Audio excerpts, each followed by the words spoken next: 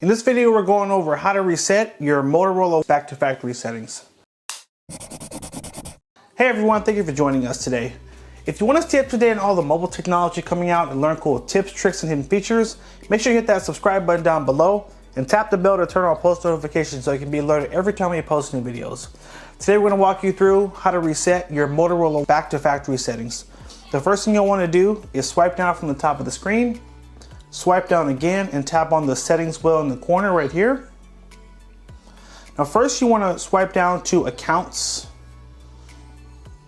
and you need to remove all of your Google accounts off of the phone before you reset the phone. It's very important you do this step first. So here's my Google account. I'm going to tap remove account, and give it a little bit of time. If you have other Google accounts, make sure you remove all of those before you move forward.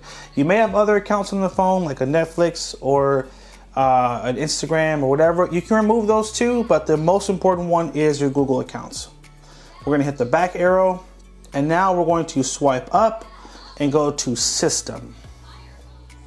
Tap on Advanced, and then you're going to go to Reset Options.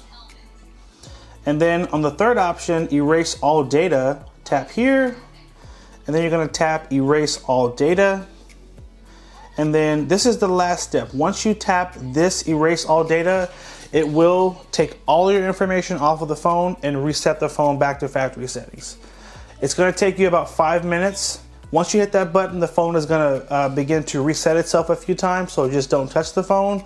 And you'll know that the reset is complete because on the last screen you will see a pop-up that asks you to select the language. That's how you know it has erased all of your data and has now set the phone up like brand new.